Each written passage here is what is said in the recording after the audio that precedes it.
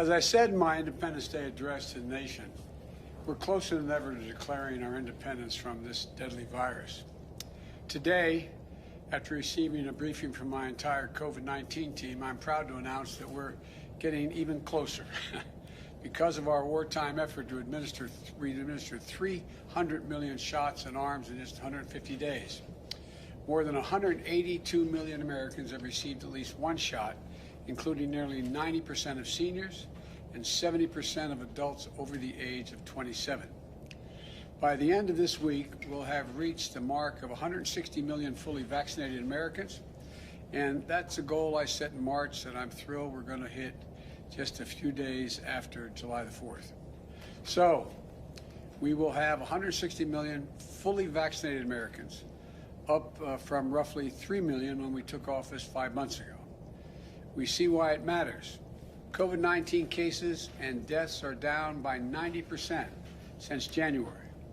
Millions of fully vaccinated Americans are getting back to living their lives as they did before. Businesses are reopening and hiring and rehiring. And projected economic growth is the highest it's been. Projected growth is the highest it's been in 4 decades.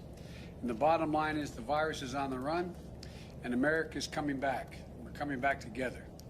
This is one of the greatest achievements in American history, and you, the American people, made it happen. But our fight against this virus is not over. Right now, as I speak to you, millions of Americans are still unvaccinated and unprotected. And because of that, their communities are at risk, their friends are at risk, the people that they care about are at risk. This is an even bigger concern because of the Delta variant. In today's briefing, we discussed how the Delta variant is already responsible for half of all cases in many parts of this country. It's more easily transmissible, potentially more dangerous. And it should be because of reconsideration. And look, let me put it another way. It seems to me it should cause everybody to think twice. And it should cause reconsideration, especially young people who may have thought that they didn't have to be vaccinated, didn't have to worry about it, and didn't have to do anything about it up to now. But the good news is that our vaccinations are highly effective. Fully vaccinated Americans have a high degree of protection, including against this Delta variant. Study after study after study has shown that since early May, virtually every COVID-19 hospitalization and death in the United States has been among the unvaccinated. So, if you're vaccinated, you're protected. But if you're unvaccinated, you're not. And you're putting yourself, more importantly, maybe from your perspective, your family and your friends at risk. So please get vaccinated now. It works, it's free, and it's never been easier, and it's never been more important. Do it now, for yourself and the people you care about, for your neighborhood, for your country. It sounds corny, but it's a patriotic thing to do. In today's briefing, we discussed how our administration is going to devote the remainder of the summer to a special focus on 5 ways to make gains in getting those of you who are unvaccinated vaccinated. Because here's the deal. We are continuing to wind down the mass vaccination sites that did so much in the spring to rapidly vaccinate those eager to get their first shot and their second shot, for that matter, if they needed a second. Now we need to go to community by community, neighborhood by neighborhood, and oftentimes door to door, literally knocking on doors, to get help to the remaining people protected from the virus. Look, equity, equality, it remains at the heart of our responsibility of ensuring the communities that are the hardest hit by the virus have the information and the access to get vaccinated. So, as we shift from these centralized mass vaccination sites where we're doing thousands of people a day, we're going to put even more emphasis on getting vaccinated in your community, close to home, conveniently, and a location you're already familiar with. First thing we're going to do, this includes 42,000 local pharmacies where folks with questions can talk to the pharmacists they know and already have dealt with. These locations overwhelmingly allow you to walk in without an appointment, get the vaccination, when you're picking up your prescription or just going in to get toothpaste or something else you need from a drugstore. Second, my team is going to place renewed emphasis on getting the vaccines to more and more family doctors and healthcare providers, so more Americans can get the shot at their doctor's office from the folks that they know and they trust the most.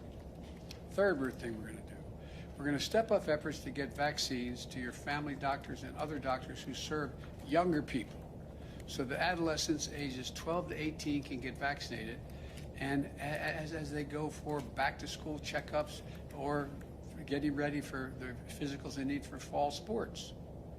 Fourth, we're also intensifying our efforts to meet people where they are, outside of their neighborhoods, pharmacies, and doctor's offices. This includes continuing to work with employers to make vaccination shots available at work, on a work site if possible, or give their employees paid time off to get vaccinated in a nearby facility.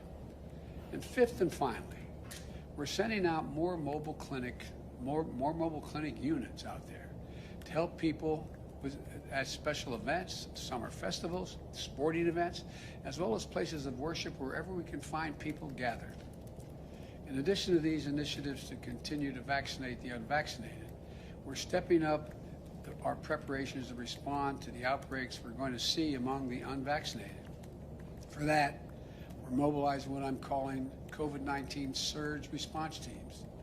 These teams are made up of experts from FEMA, the Federal Emergency Management Agency, CDC, the Center for Disease Control and Prevention, and elsewhere across our government, other groups.